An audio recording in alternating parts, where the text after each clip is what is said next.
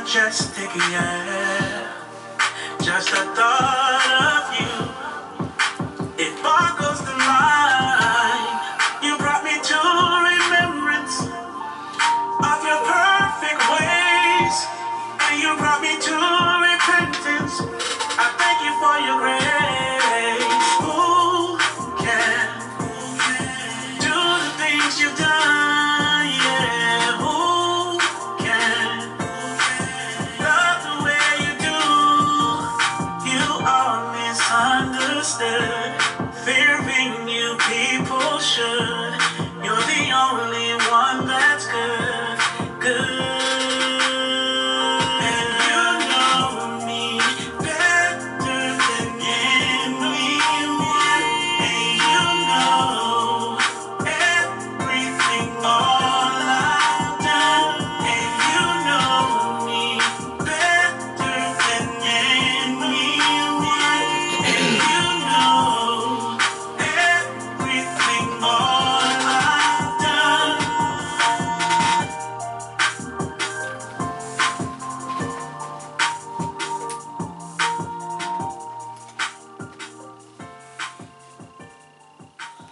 Good morning, good morning, good morning. Facebook Live, good morning, Breaking Strongholds Ministries, good morning, YouTube, with Orlando keeping it simple. Good morning, everyone. I know that I'm about 30 minutes, 25 minutes late this morning. Just, I guess I got behind a little bit, and you know, just trying to get this stuff together and get the word together for everyone this morning. Not stuff, but trying to get the word together for everybody this morning. And you know, I just got lost for time this morning. I hope everyone have had a great week. I hope the Most High have blessed you the way you wanted to be blessed. I hope you've been blessed over and abundantly with understanding of His Word. I hope you've been blessed with good health and prosperity, financial prosperity, in the way you want, the way He wanted to bless you. I pray that He just continue to just do His will in your life. My week has been a week for me, I can honestly say, and I'm going to explain it to you in a few minutes. You know, because sometimes we have to understand the reason why we go through things, in life. But my week has been a pretty, you know, eventful week. I just pray that y'all, I just ask y'all to pray for me. You know, I just pray that I pass my last class. Now, man, you know, I pray that y'all help me pass my last class so I can get my degree.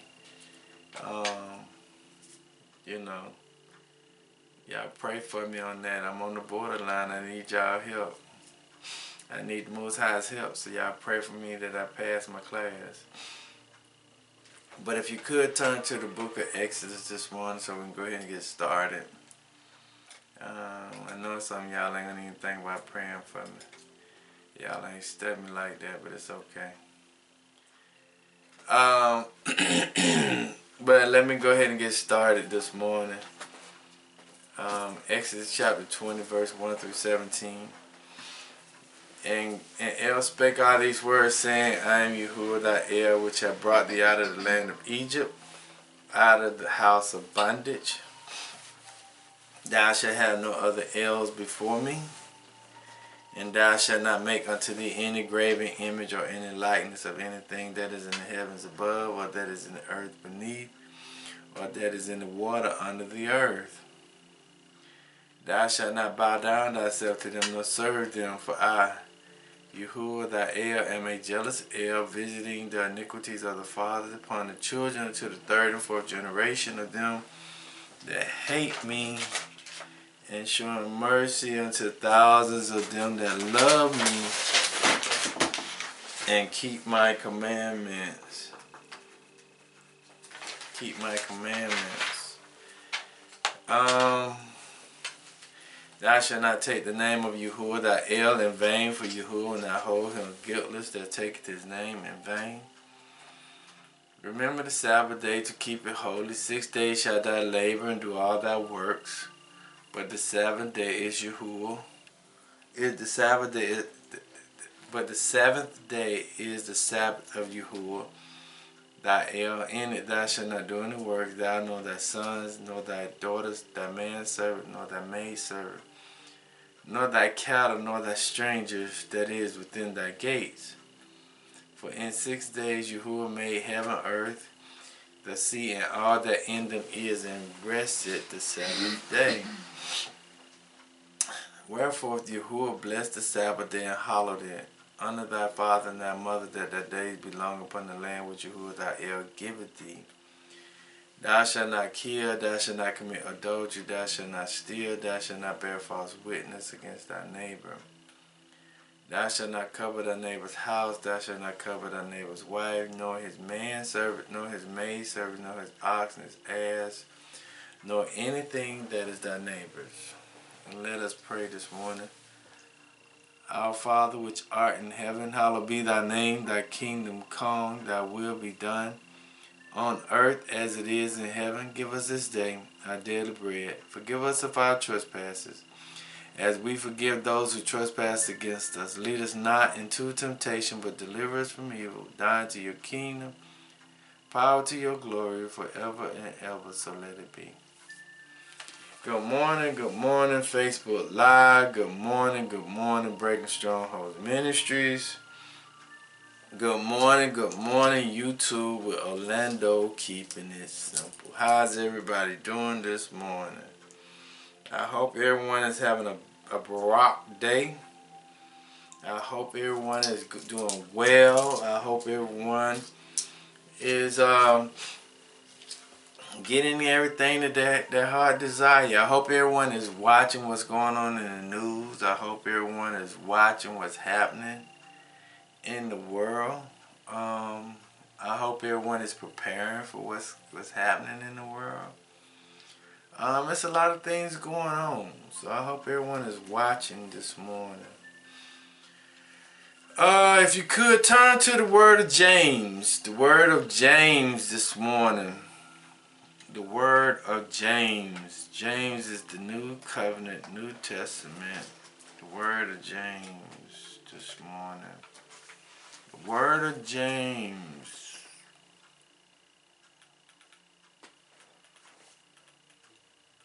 Chapter 1.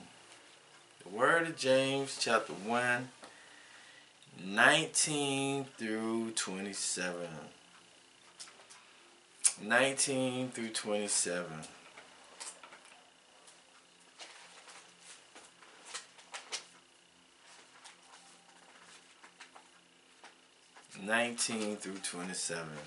And the key verse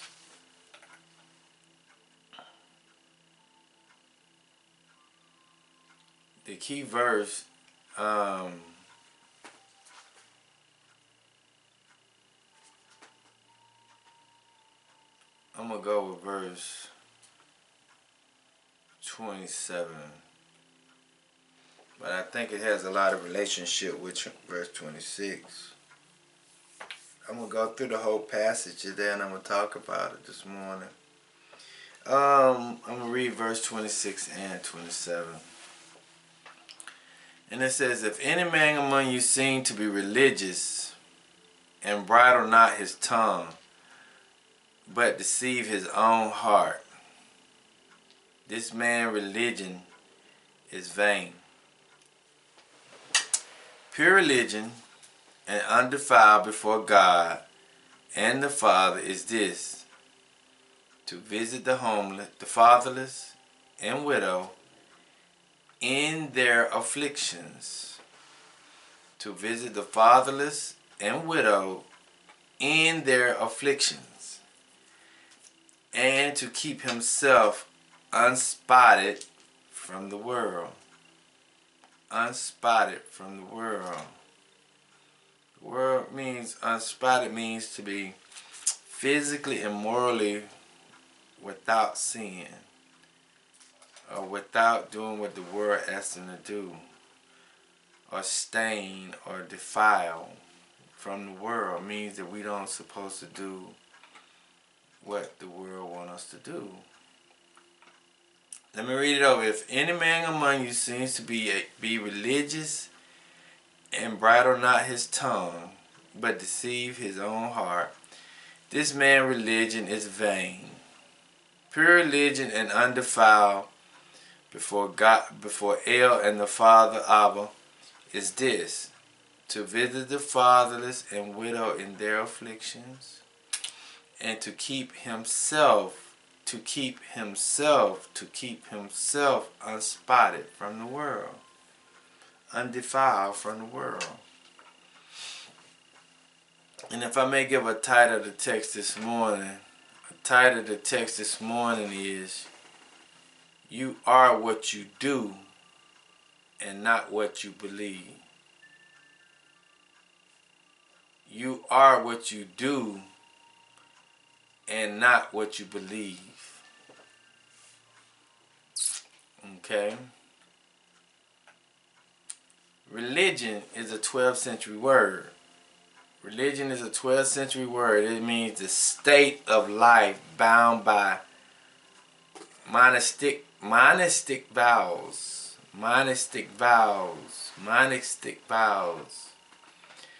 Actions or conduct indicating a belief in a divine power and reverence for and desire to please it. Listen to that again. This is coming out of the etymology dictionary. Religion is a 1200 century word. It's a state of life bound by monastic vows or actions or conduct indicating a belief in a divine power and reverence for and desire to please it. That's what religion is. Religion is a vow that you are taking to please a divine power. That's what religion is. The 1828 dictionary of the word religion. Religion is a godliness or real behavior practice consisting in the performing of all known duties to God and our fellow men in obedience to divine commands, or from love to God and His laws.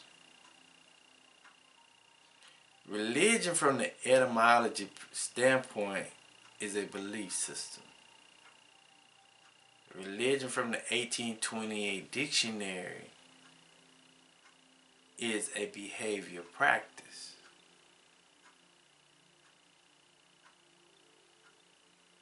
Religion is a state of life bound by monolithic vows or actions or conduct, indicating a belief.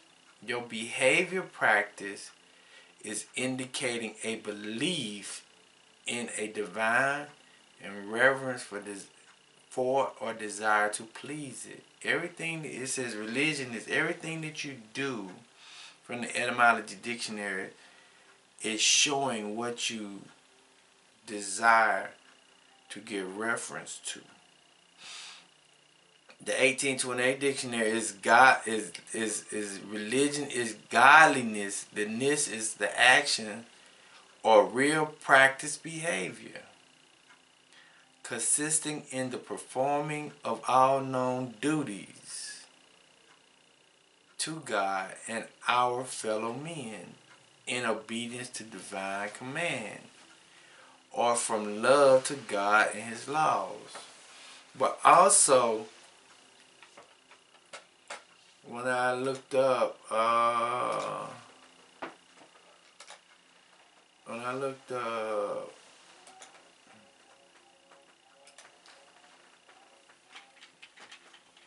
religion, also in the 1828 dictionary, Okay, yeah, it's the same.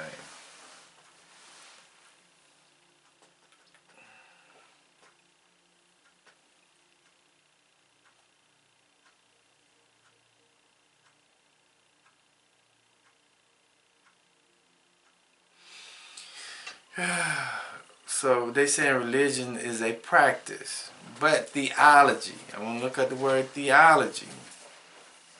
Theology is a 14th century word. And theology is the science of religion. Theology is the science of religion, the study of God and his relationship to humanity. The science which teaches the existence or character and attributes of God. That is what theology is. His laws and the governments, the doctrine we are to believe, and the duties we are to practice. Natural theology is the knowledge we have of God from his works by the light of nature and reason. Revealed theology is that which is to be learned only from revelation. So religion and theology are two different things. Religion is the behavior or behavior practice consisting in the performing of all known duties to God. Religion is a behavior. A theology is the study of God and his relationship to humanity. So religion, your theology is the mindset. The religion is the behavior pattern.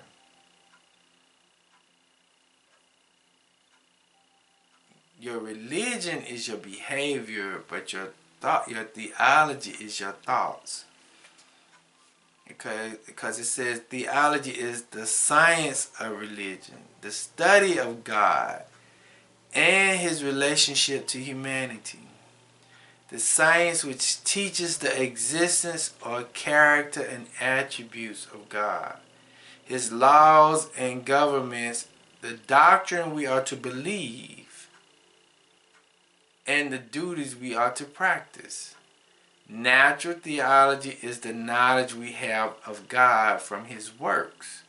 See, knowledge comes in the mind. Theology is knowledge. Okay? And revealed theology is that which is to be learned only from revelations. Okay, so this is the book of James, coming from James, the brother of Yahshua the HaMashiach, Jesus the Christ.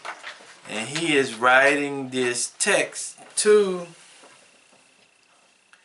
the children of Israel.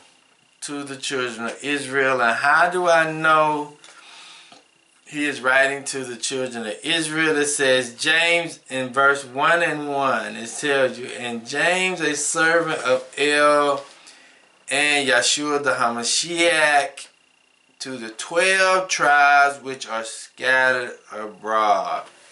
Greetings. He is talking to the children of Israel, and he's talking to them about their behaviors. He's talking to them about their faith. He's talking to them on the same wavelength as the way Jesus or Yahshua was talking to his people, to the 12 tribes of Israel. But I want to tell y'all a little something before I get started this morning. Sunday night, Monday morning, I had a dream. I had a dream Monday morning. And in my dream, 50 cents was in my dream. 50 cents was in my dream. And when 50 Cent was in my dream, he was in his dream, pacing back and forth in my dream, saying that I got to deal with a hole in my sock. I gotta deal with a hole in my sock. I gotta deal with a hole in my sock. I gotta deal with a hole in my sock. And he was just pacing back and forth saying, I gotta deal with this hole in my sock. I gotta deal with this hole in my sock. And during the dream, after he said I had to deal with the hole in my sock, his mother came into the room and sat down on the sofa in the room that he was in. And his mother came into the room, and he had to sit down and deal with his mother because the hole that was in his sock. And what came to mind to me, or what came in the dream when he said he had to deal with his mother with the hole in the sock, is that when he wrote his song, and he said that when I saw my mother kissing another woman, and that made me confused. In one of his rap songs, he said, what confused me is when I saw my mother kissing another woman in front of me. So that made him confused about how can that happen. And then at the end of my dream, it says, don't ask why the flower grew through the rocks. Ask, how did the flower grow through the rocks? And I had been contemplating on that for a long time for all this week, because what came to mind in that scenario, in that dream, is that in life we're going to deal with some uncomfortable situations. Because if you ever have worn a sock that had a hole in it, it didn't feel comfortable at all. It made you really want to get rid of the sock that you have, because you walking around feeling uncomfortable with a hole in the sock. And I was like, and I had looked it up dreams, and what does this mean? What does this mean? And it basically means that you're dealing with some uncomfortable situations and you got to deal with it. And see, this week, me and my daughter, yesterday me and my daughter, we was talking. And we was talking about her childhood when she was growing up. And she said, Daddy, if I know now what I knew then, our relationship would be better. And see, a lot of the times, it's only been told one side of the story. One side of the story has only been told to people. And because that one side of the story has been only told to certain people, they have been given an unfair picture of a scenario. And see, when me and my daughter, we finished, my daughter and I, we finished talking yesterday, she was kind of upset because she did not know the whole story until yesterday, until 15 years later, so forth and so forth. And she said, I guess the reason why she said, I'm also mad because people felt like I wasn't able to handle the truth. That's why they didn't tell me the truth. And I want us to be able to understand what I'm saying, because we can relate that to today when it comes down to religion. You know, we can understand that when it comes down to religion and the way and how we should live our life. And my daughter was saying, Dad, she said, I hate that people felt like they couldn't tell me the truth. She said, because when they didn't tell me the truth, it made me make some bad decisions about you and me. And I said, well, baby, I understand that. She said, but it's okay now, though. But she was angry after she really found out the truth, and she was angry at the people who didn't actually tell her the whole truth. Because the simple fact is they knew the truth and they didn't want to tell the truth, because if they told the truth, it would not be a lopsided story. So what did my dream have to do with me this week is that me and my daughter had to deal with some uncomfortable situations. Me and my son this week had to deal with some uncomfortable situations. My wife had to deal with some uncomfortable situations because she had to meet with previous people of her past, and she had to deal with how they made her feel. And see, a lot of the times in life, we're going to have to deal with that hole in the shoe.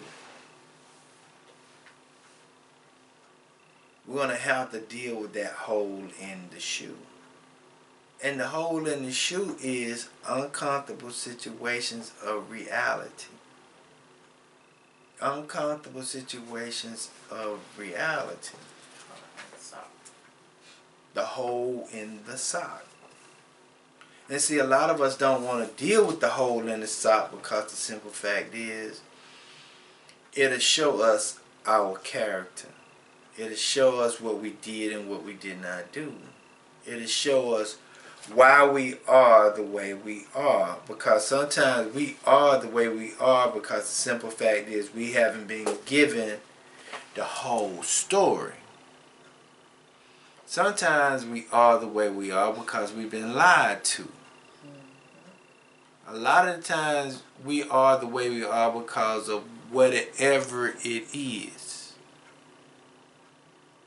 And that is the reason why the Most High gave me that dream this morning, is because we never know the side effects of half-truths, or not being told the truth, or seeing or experiencing or being taught things that is not true. Because that's why I read the word religion. The word religion means a state of life bound by a vow, actions or conduct indicating a belief in a divine power or reverence for and desire to please it. That means that a religion is something that you're trying to please, a vow that you have made to try to please the Creator in everything that you try to do and live in life. You're trying to please the Creator. That's what religion from the etymology dictionary means. And also religion means in the 1828 dictionary is a godliness or real behavior practice. See, religion is not a thought process. Religion is how you live your life. Like, I do this religiously, meaning how you do things on a regular daily way of doing things. It's not something that you believe. Theology is the study of God and His relationship to humanity. So when you're sitting down studying the Bible or the Biblio, you're seeing how the Creator, or Elohim, or El, has a relationship with us and how He deals with us. That is the theology part of that is the thought process of how we deal with God, or how God deals with us, or how El deals with us. So when we're studying and we're sitting down studying the Word, we're looking at it from a theology standpoint. And then the religion standpoint is how we live our life. Not how we think about God, it's how we live our life towards the Most High. That is the difference. And see, we haven't been told that. We have not been told that religion is how you live your life and how you reverence God or the Most High on how you live your life through God, how you live your life. Through your thought process of how you think of the Most High. It first starts with the thought process, then it starts through the religion aspect of it. And that is what basically James is talking about in chapter 1. It's how we live our life. It says, my brothers, count it all joy when you fall into diverse temptations, knowing this, that the trying of your faith worketh patience. That's in verse 3 in chapter 1. It says, knowing this, that the trying, the testing of your belief worketh patience. So when we start to look at life, and when we talk about religion, oh my religion is Christianity. Okay, your religion is Christianity. So how does that symbolize? How can somebody recognize that through your behavior? Are you honoring the Most High through your behavior? Is your thought process, is your thinking acknowledging and studying God? Is your thinking symbolizing the Most High? Are you doing through your thoughts? Is your behaviors representing Christ? And that is something we never, I don't think we as people was taught early on in the church. I don't think the church actually broke down the terminologies and the words so that we can really truly get a true understanding of the Bible, of how we should live, how we should actually truly be. Because that is the reason why my title is You Are What You Do and Not What You Believe. Your religion is what you do. Your theology is what you believe. So when we come down to chapter verse 19 in James, it says, wherefore my beloved brethren. Now this is a personal letter to the children of Israel that is scattered to the four corners of the earth. This is a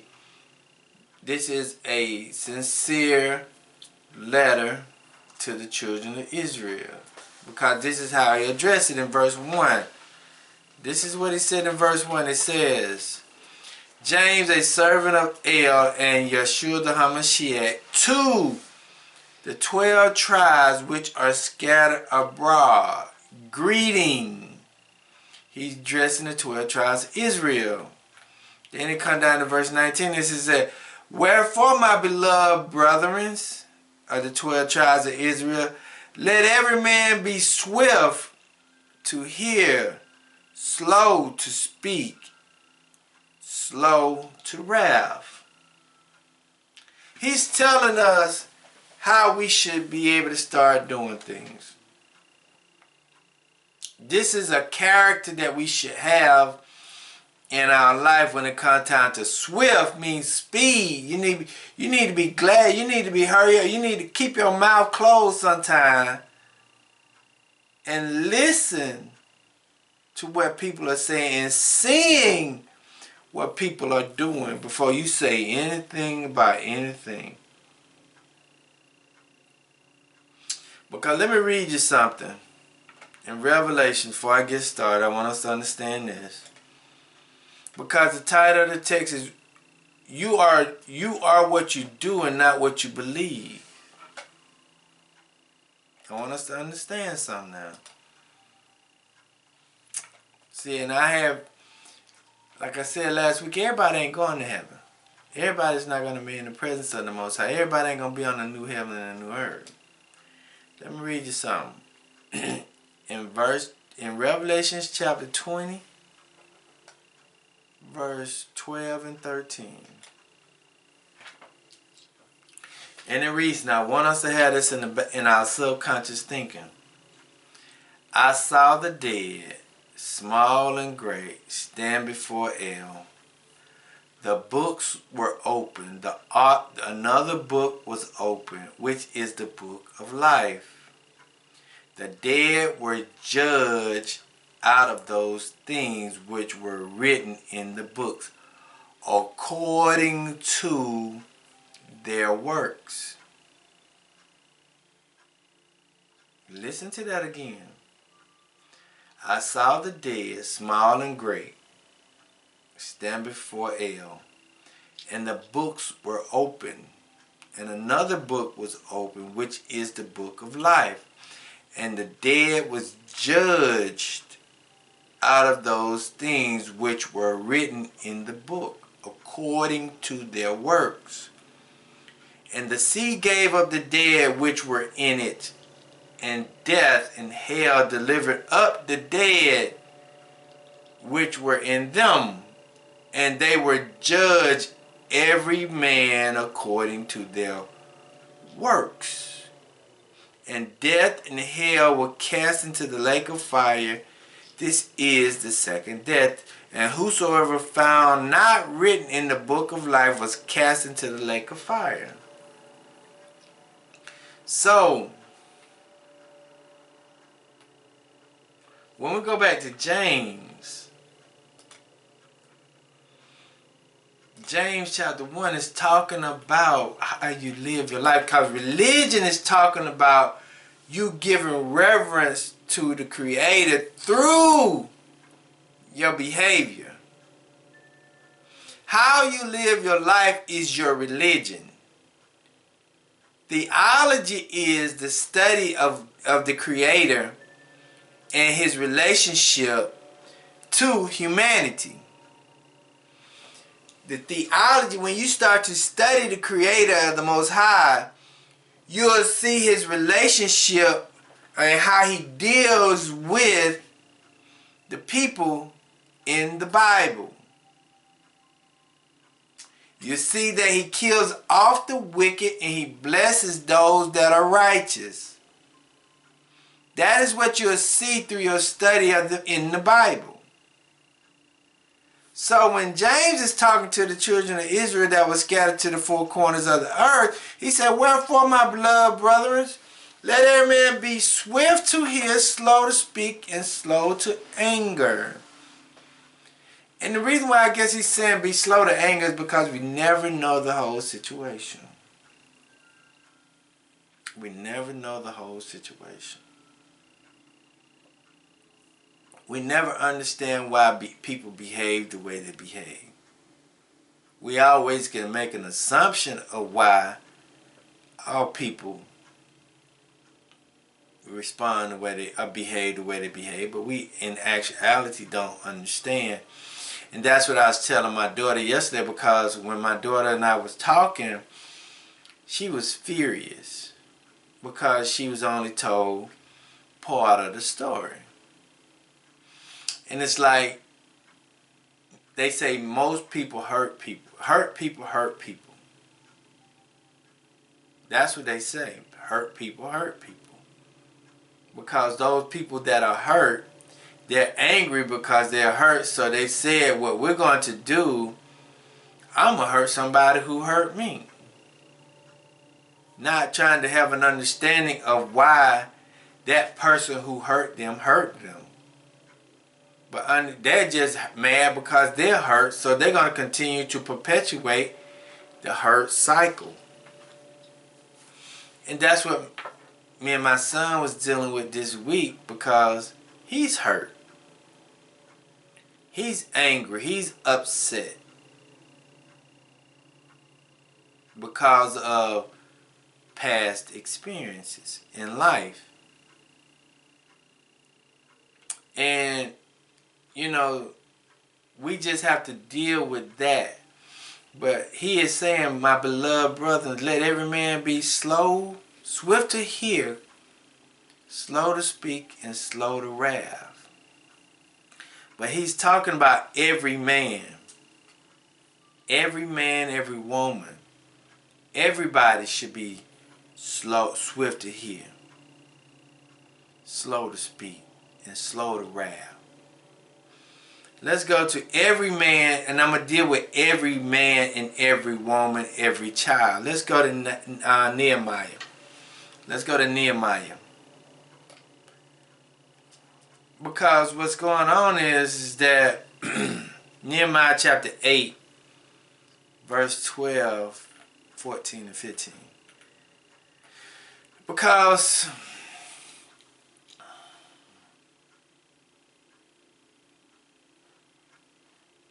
we all been told lies.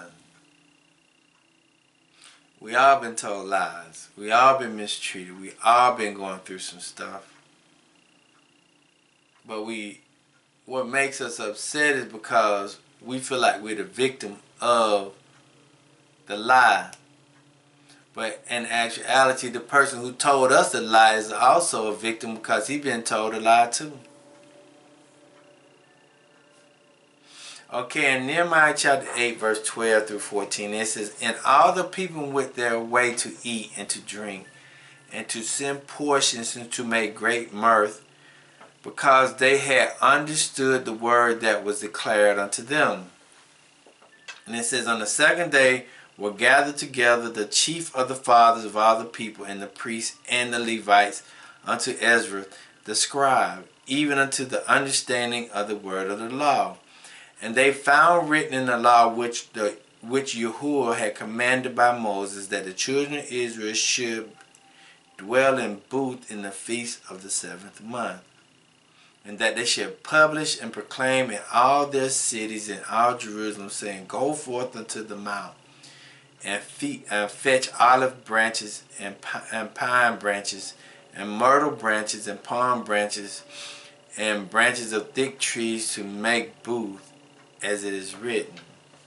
But the thing about it is, what it's talking about, all the people should be getting ready to gather. Everybody, this is no exception. It says every man, everyone. This is dealing with man, women, and children. Mainly men and women, because we have the influence of our children. How our children see us is displaying our religion to them. The reason why most kids don't believe in Christianity because the parents contradict what they say. Their behaviors contradict what they say. Most children don't want to be a Christian, or don't want to be an Israelite, or whatever the case may be, is because the parents' behavior contradicts what they say they believe. Some parents say, don't do what I do, do what I say. That is called a hypocrite. See, this verse in passage James 1 and 19 is talking about every man and every woman. Because every man and every woman has the influence over the children. And see, that's why my daughter and my son and my other daughter is upset, is because the influence that we as parents had over the children. It's a lot of dysfunctional households today because the women have not allowed the child to be in his father, have not allowed the offspring to be in the father's life, or the father chose not to be in the offspring's life. It's not no one way or another, but it is the men and women's responsibility to have, if we're going to say we believe in the Bible, our religion is the way of life on how we live, it should represent our thought process. Let's go to Proverbs. We can't say that we are a Hebrew Israelite or we are whatever you want to call yourself. And this is the Bible that is our foundation, but we do everything that contradicts the Bible. Our children will look at us and say, man, they are not what they say they are. I tell my wife all the time, I tell my kids all the time, I love being a father. I love being a man. I love the responsibilities that come along with it, but that don't mean I love it all the time, but I enjoy being who I am as a parent.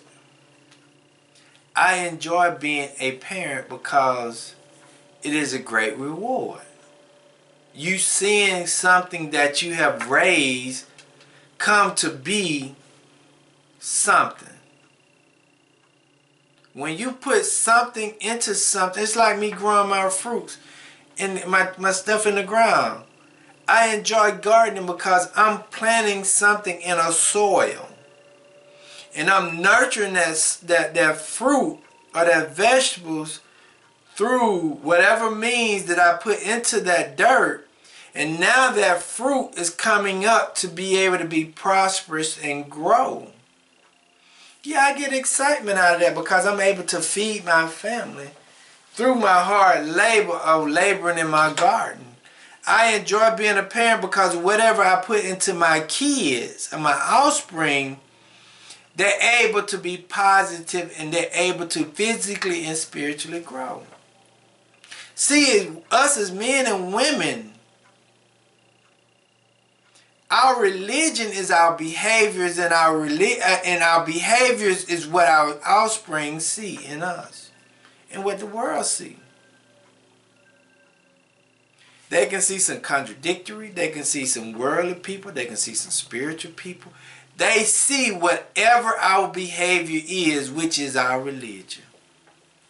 And subconsciously, we don't even think that people are paying attention to our behavior, but they're just listening to our words. But in actuality, they're paying more attention to our behaviors other than our words, because our religion is our behavior and our words is our theology. And they see that neither one of them works with each other. In Proverbs 8, 32 and 35. That's why it says, so as a man is. The word is the behavior part. So as he thinketh. So as a man is, so as he thinketh. That means that the thought process of the behavior of a person represents the thought process of the person. Okay, in Proverbs 8, 32 through 35, it reads, now therefore hearken unto me, O ye children, for blessed are they that keepeth my ways. Listen to this. He's addressing, O ye children. We are his children. Now therefore hearken unto me, O ye children, for blessed are they that keep my ways. Hear instructions and be wise, and refuse it not. Blessed is the man that hear me, watching daily at my gate, waiting at the doorpost of my doors. For whosoever findeth me findeth life, and shall obtain favor in Yahuwah. This reminds me of verse 34, remind me a lot at the doorpost at Sodom and Gomorrah. Blessed is the man that heareth me, waiting daily at my gates, waiting at the door, at the post of my door. See, he's addressing Pacific people, ye children. Blessed is the man. See, our behavior is our religion, men and women. Our thought process is our theology. And how we study, how we see God, or how we see the Most High with the relationship with humanity. So when we opening up the Word, We saying, what is the Most High saying in this process? How is his relationship with me? How is the relationship with humanity?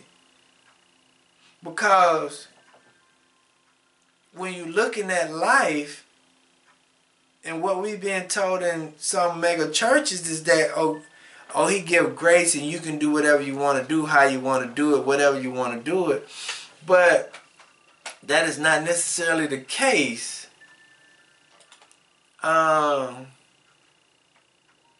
That's not the case.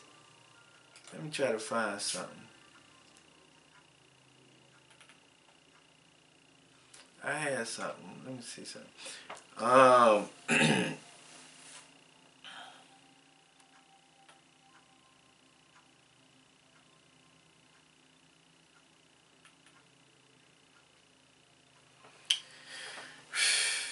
I can't find it. But anyway, it's not necessarily the case. So let's go to Acts chapter 2. See, when James is talking, he's not just, he included Acts chapter 2 verse 42. James is talking to the men and women. He's talking to everyone. And this is a letter to everyone. Your religion is how people see your behavior, not what you think. That's just your thought process. Because my daughter was telling me this week, she said, Dad, my mama want me to see her a certain way, even though her behavior is not the way she want me to see her.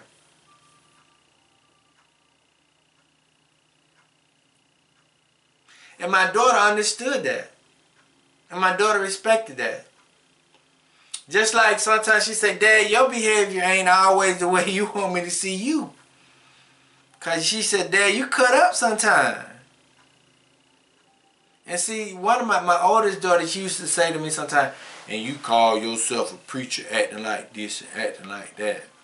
That my daughter used to say to me sometimes. Because I used to say one thing and think one thing, but my behavior pattern was totally different. And my wife was somewhere this week where this sister was hiding stuff from her husband when it came down to some financial information. But she's supposed to be walking in the truth and up under the law, statutes, and commandments, but her behavior was contradictory to her walking in the truth. So we have to understand that. Okay, and it says in Acts chapter 2 verse 42, it says, and they continued steadfast in the apostles' of doctrine and fellowship and in breaking of bread and in prayer. And fear came upon every soul, and many wonders and signs were done by the apostles. Okay, so when James, let's go back to James. James talking to everyone. Men, women, and children. We need to understand that. He's talking to men, women, and children in this context.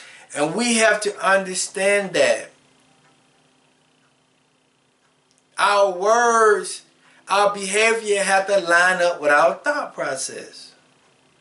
So people can honestly and actually see your religion. Because when you say, when I was in the Christianity world, most people say, when I used to say I'm a Christian, people just looking at everything I did. Everything that I did, they were looking at me. And he called himself a Christian. He's smoking and drinking. And he called himself a Christian going out to the club. People look at your behavior when you start stating and claiming stuff.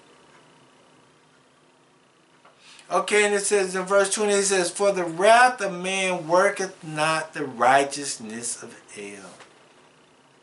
The anger, the spiteful, the defileness of man does not work. The wrath, the anger, the defile of man worketh not the righteousness of El. And see, we can't hold bitterness in our heart. We can't hold revengefulness in our heart. And see, that's what my wife was talking to me about this week. You just got to do what you do and be who you're going to be regardless of. And whatever happens is whatever happens. You cannot have anger and wrath and defileness in your heart because of our conditions. And the reason why I say that, let me say this. Let's go to Deuteronomy chapter 31 verse 16. Reason why we can't hold anger and bitterness and wrath in our heart, because in Deuteronomy chapter 31 verse 16 it says, and Yahuwah said unto Moses, and Moshe, behold, thou shalt sleep with thy fathers, and this people will rise up and go a whoring after the gods of the strangers of the land, whether they go to be among them, and forsake me, and break my covenant which I have made with them. Then my anger shall be kindled against them in that day, and I will forsake them, and I will hide my face from them, and they shall be devoured, and many evil and troubles shall befall them, so that they will say in that day, are not these evils come upon us because our El is not among us? He said, I will surely hide my face in that day for all the evil which they shall have wrought. In that they are turned unto other gods. Now therefore write ye this song for you, and teach it to the children of Israel. Put it in their mouth, that this song may be a witness for me against the children of Israel. See, the Most High allowed us to be in the situation that we're in today because we continue to break His law, statutes, and commandments. And we can't be mad at nobody else because of our condition. We can't be mad at nobody else because of the conditions that we're in, because some of us continue to break the laws, statutes, and commandments of the Most High. That's why I say that in James. That's why he said that in James chapter verse 20. 1 and 20 says, it says, for the wrath of man worketh not the righteousness of El. Because we're so mad at somebody else, we don't see the judgment of the Most High. Because we're so mad and angry and defiled with our own selves, we work evil towards other people because of what they're doing, but we're not seeing actually what we did and what we're doing. And see, a lot of times we got to see what we're doing in the situation to cause the situation to be what it is. And that's why I told my son this week, I said, if you want our relationship to, and I want you to hear this. I want you to hear this. I was talking to my son on Wednesday night. I told my son, to listen to this. I said, son, if you want our relationship to get better, you got to get better.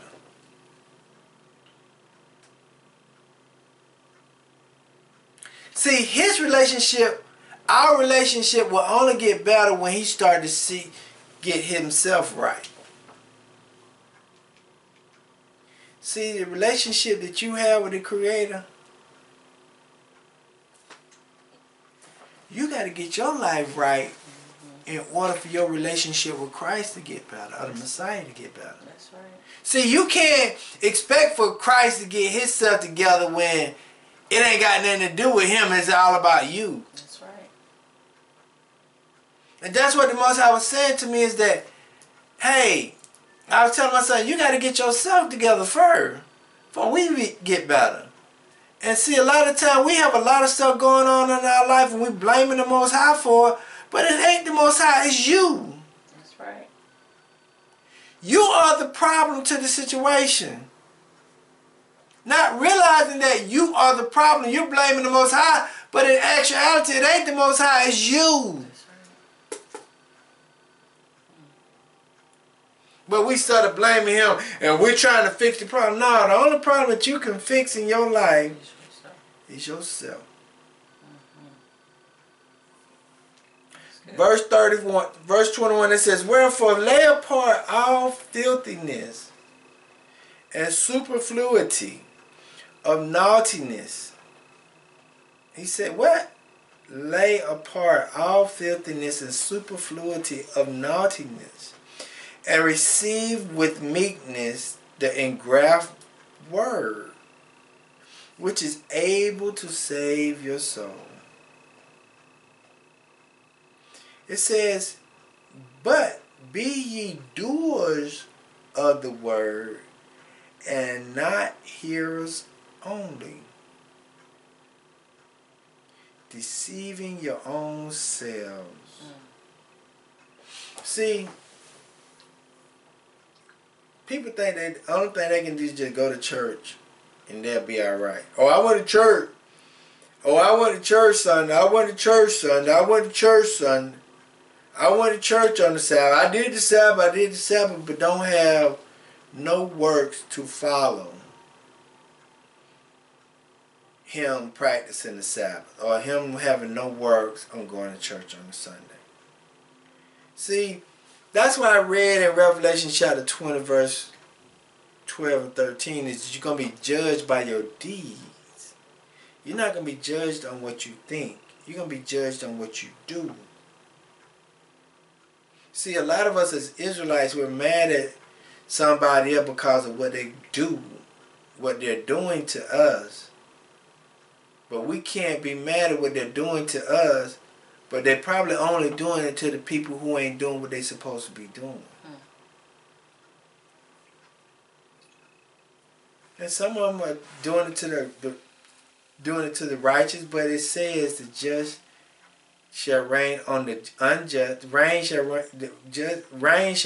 on the just and the unjust, meaning that the people who get justice may be on the wicked too. I think I'm paraphrasing that right. Forgive me and don't criticize me. But what I'm just trying to say is that you just can't hear the word and not do what the word say do. It ain't just following the commandments. Is not by just practicing the Sabbath or the Passover or the Feast of Unleavened Bread and all of the feast days. It's how you treat your brothers and sisters. How many times have we fed the less fortunate? How many times have we visited the sick? How many times have we went to low income communities and help out? How many times are we volunteering in the community? See, it's not just us keeping the Sabbath. It's not just us practicing the feast day. We got to show love to our brothers and sisters. It says, because it says in verse 22, it says, be ye doer of the word, and not hearers only, deceiving your own selves. Listen to verse 23. For if any be a hearer of the word and not a doer, listen. See, James is telling you what Paul is saying. James is telling you what Peter is saying. Because Peter is saying, Paul, all of them are saying the same thing, but James is clearing it up for you, so there ain't no discrepancy in it. If any be a hearer of the word and not a doer, he is like unto a man beholding his natural face in a glass. For he's beholding himself and goeth his way, and straight forgotten what manner of man he was. What you mean by that? Talking about your character. The reason why I say your character, we first got to understand something. But because when it's talking about image, talking about how you look, Jen, you'll have to turn to Genesis chapter 1, verse 27. And El created man in his own image. In the image of El created he him. and male and female created he them. So, even when we look at that verse in James, chapter 1, verse 23, it says, in the last portion of it, it says, he is like unto a man beholding his natural face in a glass. Your natural image is the creation of El right in front of you. You're not recognizing that you are a creation of the Most High. So if you are a creation of the Most High, man and female, because it said that he and him, or he and her, man and female, your character should represent who you was created from. Let's go to Jeremiah.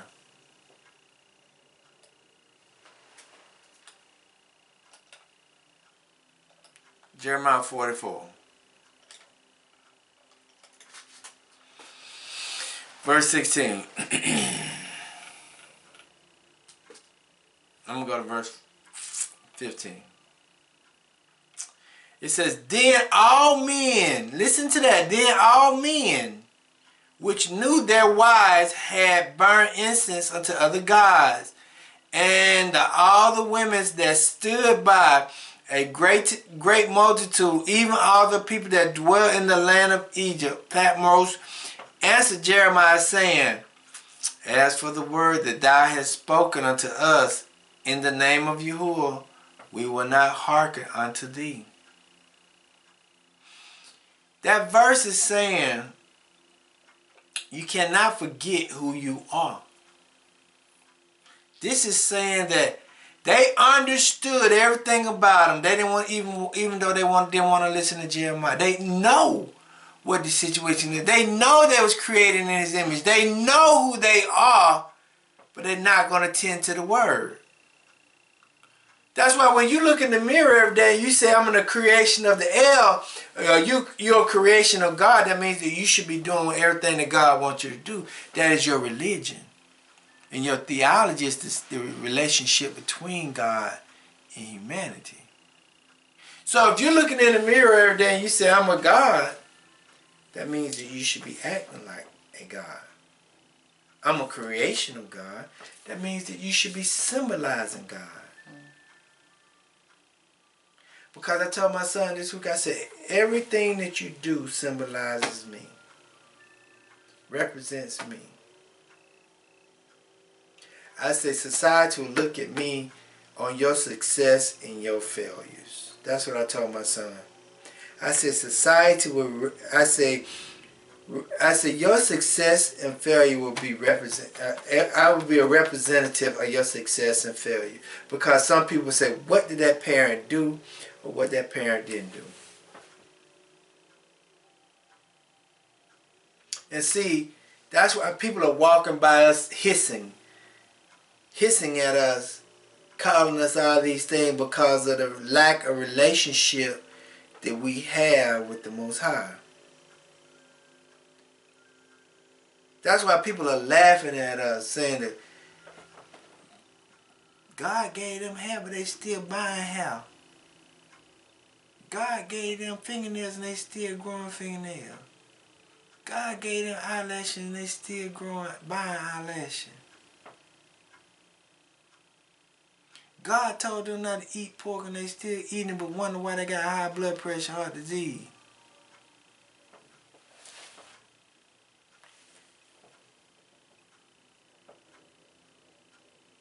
God's success, or the Most High success, is based on how we live our life. Whether people will believe in our Most High or not is based on how we live our life. If we want people to believe in our Creator, the Most High, we got to have a successful life. See, we can't have a poor lifestyle, a poor living condition, but expect for people to believe in our Creator. Because it's something missing there. Because they say, your religion is that you believe in the Most High, but your lifestyle don't represent it. Your lifestyle got to represent what you believe in. Let's go to Ezekiel. See, one thing about it, people don't call out these obese preachers. They don't call them out. They don't call out these preachers that's 300, 400 pounds. They don't call them out. They don't say, man, you ain't doing something right. Because if you were doing something right, you wouldn't be 400 pounds.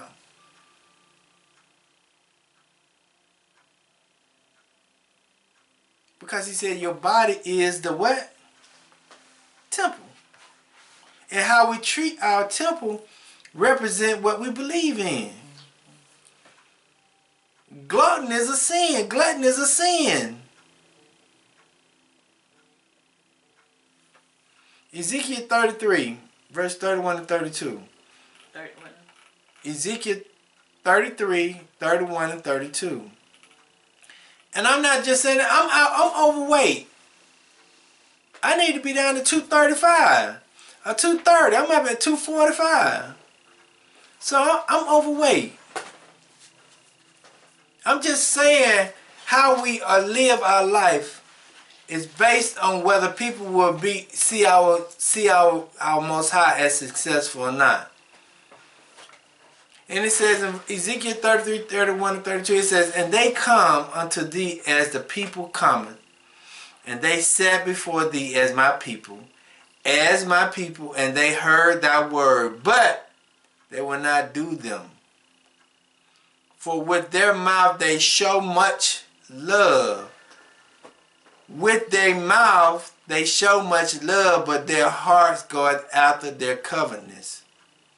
And lo, thou art unto them as a very low song of one that has a pleasant voice and can play well on an instrument, for they hear thy words, but they do them not. See, a lot of us are that way. We're created in his image, but we don't do what we want, what we're supposed to do.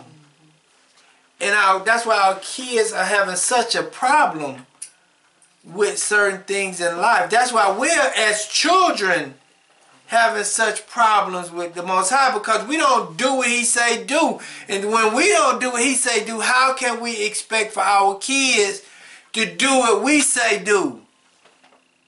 That's good. Matthew chapter 7.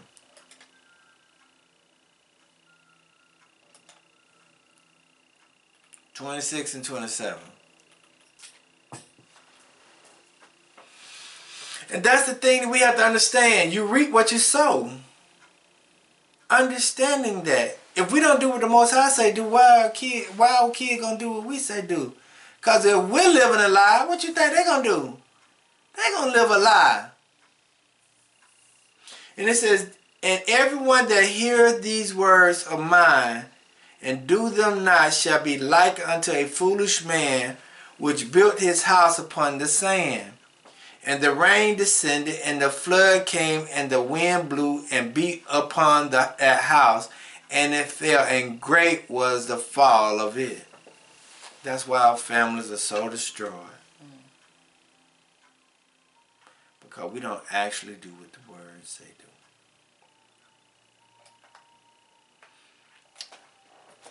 Your religion, your faith. Let's go back to James. And I'm about to get ready to close in a few minutes.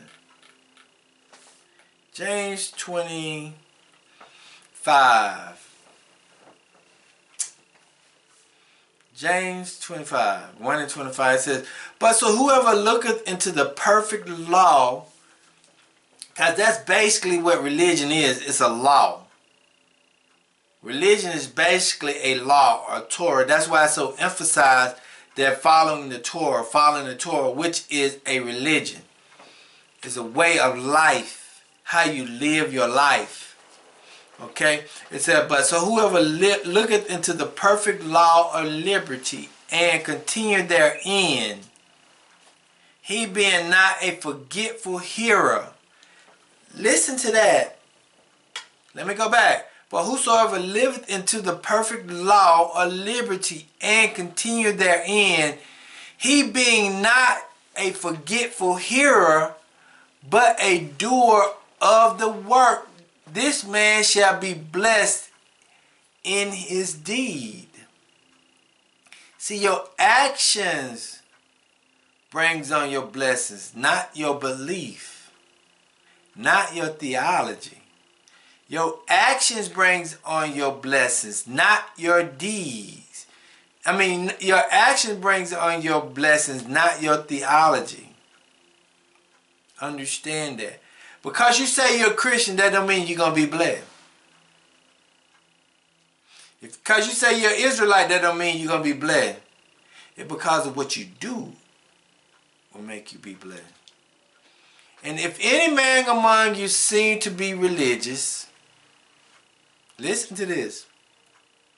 If any man among you seem to be religious and bridle not his tongue, but deceive his own heart, this man religion, his way of life is vain. Let me read it from a different viewpoint. If any man among you seem to have a theology, if any man seems to think or worship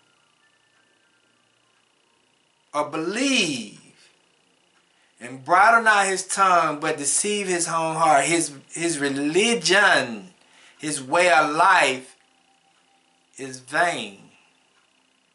He said, if your thought process don't match up with your way of life, everything about you is no good. And see, I have problems with that because some people say I'm your friend, but when you need them, they ain't never there for you. So when you say you somebody's friend, but you're never there for that person who needs you, Say that. you're not. Are you really a friend? If you say you are a Christian and you're not doing nothing that a Christian should do, are you really a Christian?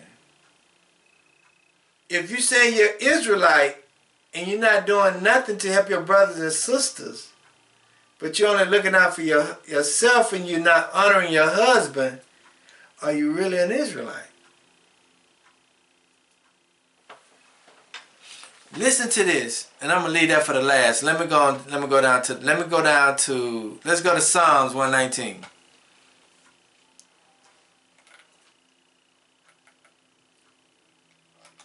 Psalms 119.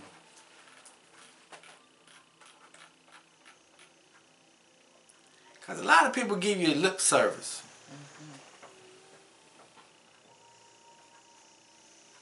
Listen to this. Blessed are the undefiled in the way who walk in the law of Yahuwah.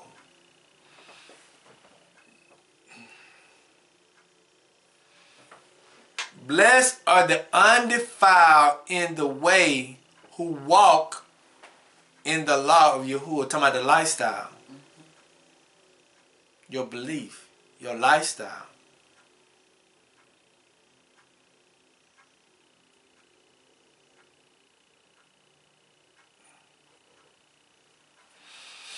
Let's go to Luke.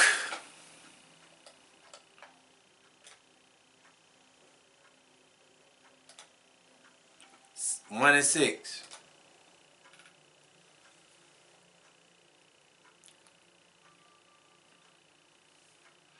It says, and they were both righteous before El, walking in all the commandments and ordinance of Yahuwah blameless. And they had no children because Elizabeth was barren, and they both were stricken in years. But in order for you to be blessed, It says, and they were both righteous before El, walking in all the commandments and ordinance of El. Blameless. And ordinance of Yahuwah, blameless. Let's go to 1 Timothy 5 and 4.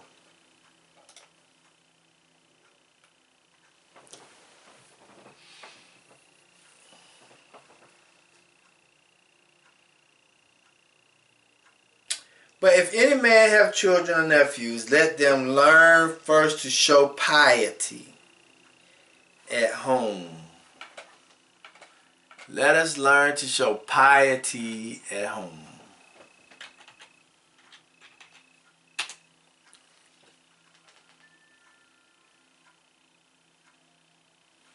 I'm going to tell you what piety means. Let them learn first to show piety at home. What does piety mean? Piety in principle is a compound variation of reverence of the Supreme Being and love of His character, or variation accompanied with love. Piety in practice is the exercise of these affections in obedience to His will and devotion to His service. Piety is showing honor to the Most High. It says, let them learn first to show piety. Let them learn first to show piety. Let them learn first to show love to the Most High at home. To requite their parents, to acknowledge their parents. That is good and acceptable before El.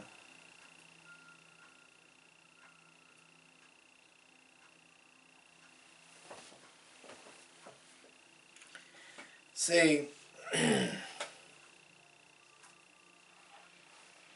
you are what you do and not what you believe.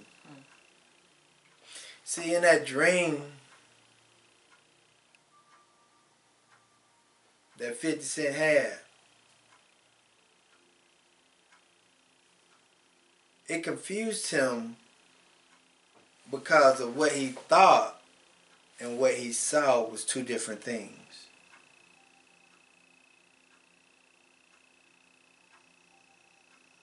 He thought that his mother only supposed to be with men.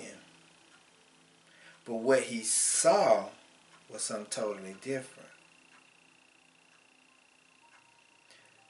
See, when people see us in the streets and they say we are the image of El, but we act totally different than what they supposed to see, they're confused mentally because they saying, these are the people of El, but they're acting like they are something totally different.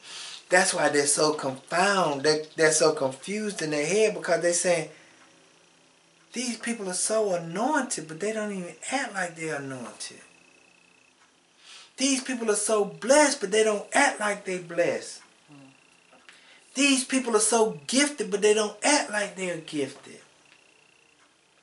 These people are so magnificent. They're above all people on the earth, but they don't act like it. See, your religion is your behavior. Your theology is your thought process on how you see God and us working together, or how God, or the Most High, deal with us. That is the confusion part of the world, of people saying, I'm confused. If we look back in history, they said a sister just developed nanoparticles that could be able to cure cancer, because the nanoparticles can go into the body and eat up all the cancer cells that's inside the body.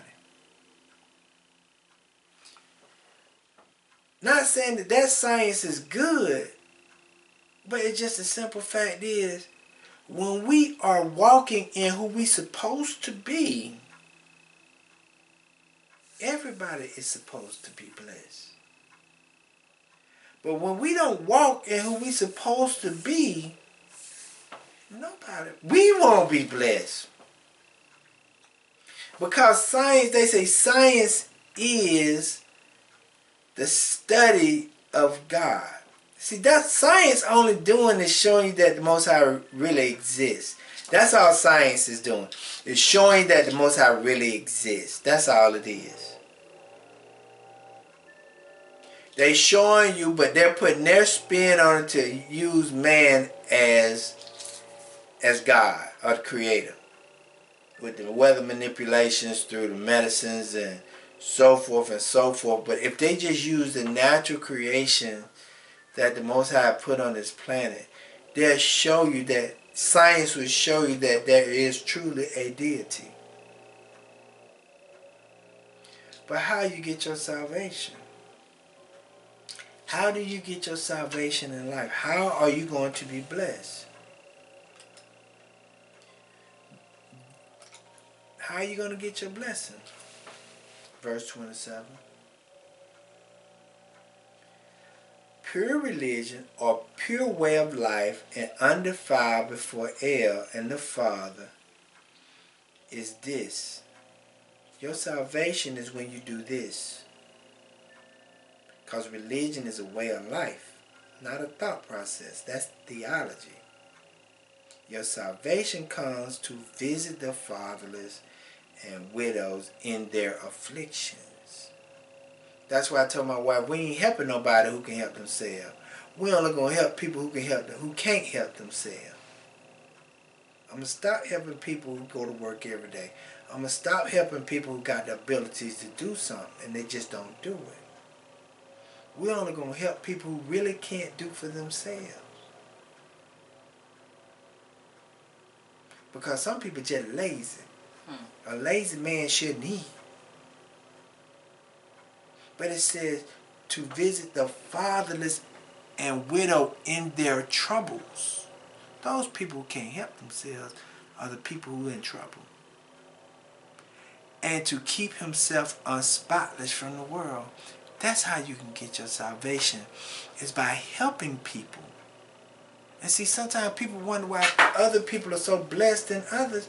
It's because every time you turn around, those people are trying to help somebody do something. Let me help you do this, and let me help you do that. Let me give, let me do this, and let me do that. That's why they're so blessed.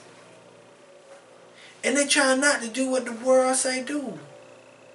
That's when your salvation come in, is when you visit the homeless, the fatherless, the sick, the widow, the ones that are in jail. And keep himself unspotted from the world. Don't be doing what the world do. You at war with the Creator if you're doing what the world do.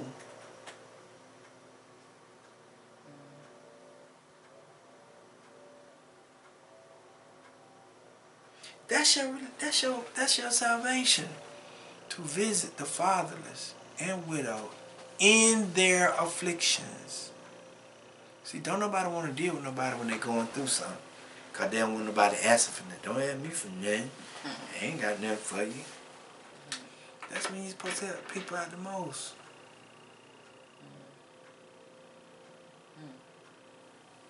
But let me pray and let me let you go. I'm still at 46 on my YouTube. I can't get 4 people to just acknowledge me on YouTube. And I have over 100 people watching me every week. Wow. That's saying something. That's okay though. Abba, as we come to you today, we thank you, we bless you, we praise you. We give you all the honor and the glory. Abba, we thank you for everything you have done, what you continue to do. We just ask that you continue to let your will be done. Regardless if we want it or not, Abba. A lot of times we as people, your children, we fall short of your glory because of fear, because of us being angry, because of what we see, because of what we experience. And we look at ourselves as being a victim and not an overcomer. But sometimes we just be some jacked up people because we want what we want, the way we want it and how we want it, and not looking through your lenses, or not looking at situations the way you want us to look at them. Because sometimes we can be some selfish people. But Abba, we ask that you help us today. We ask that you help us to continue to walk in your law, statutes, and commandments, but let us see people the way you want us to see people. Let us hear their words the way you want us to hear their words. And let us speak to those people the way you want us to speak to them, Abba, because we need to be able to have compassion for people because we want compassion from you. We need to be righteous children spiritually to you because we want our children to be righteous children to us. So, Father, help us in this way. Help us in guiding us and leading us and directing our path. Help us to be able to be obedient to your religion, to your ways, to your laws, your Torah. Help us, Abba. Continue to direct our footsteps and help us to be who you want us to be. Give us protection, pour your wisdom out, but also just let your judgment reign upon the earth. And all these things we pray. In your higher name we pray. So let it be. Shalom, shalom, shalom. Thank you all for watching. I hope I get 4 more YouTube subscribers. Later.